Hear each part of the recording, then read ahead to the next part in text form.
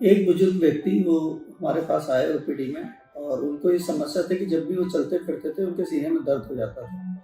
इस समस्या को एंजाइना कहते हैं।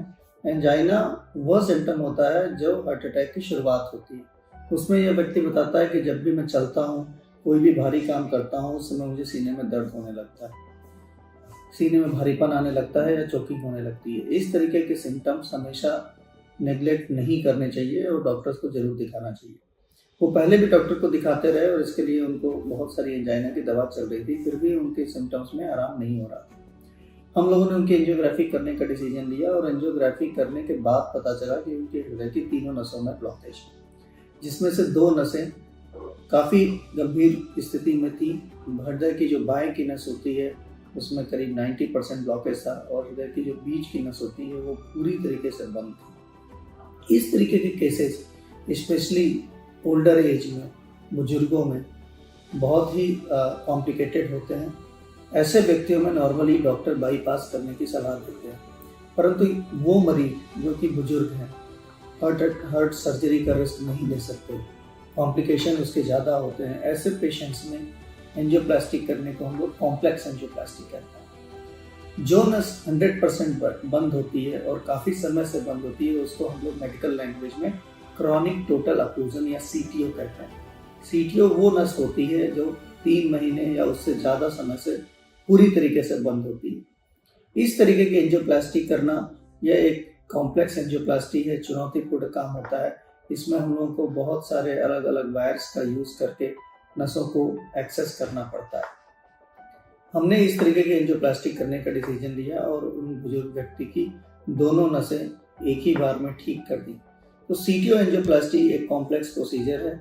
यह एक तरीके की अलग एक लर्निंग होती है जिसको हिंदुस्तान के कुछ चुनिंदा कार्डियोलॉजिस्ट ही करते हैं।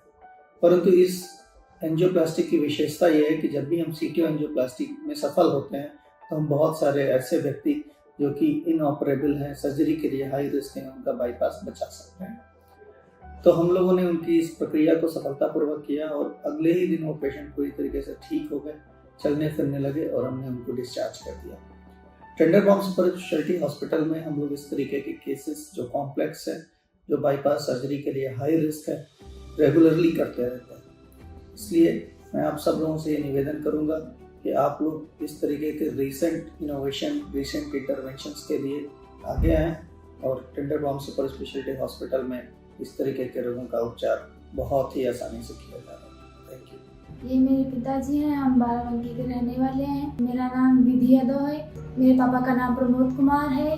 7 जुलाई 2024 को सीने में अचानक से दर्द होने लगी, तो एक पास ही में अस्पताल में दिखाया तो वहाँ दवाई दिए तो मतलब कुछ आराम नहीं हुआ।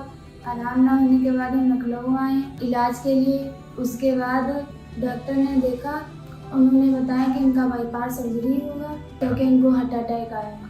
लेकिन बाईपास सर्जरी हमें नहीं करवाना था। हमारे जानने वालों ने टेंडन पाम हॉस्पिटल के बारे में बताया और डॉक्टर के बारे में बताया, तो हम यहाँ आए, डॉक्टर से मिले। डॉक्टर ने मेरे पापा को देखा, उन्होंने कहा कि आपका इलाज बिना बाईपास सर्जरी के ही हो जाएगा। इसका विश्वास उन्होंने दिलाया और उन्होंने बिना बाईपास सर्जरी के ही मेरे पापा को ठीक कर दिया और अब मेरे पापा एकदम ठीक हैं। Tendon palm hospital, doctor Gautam sir को धन्यवाद। मेरे पिताजी को स्नेह करें।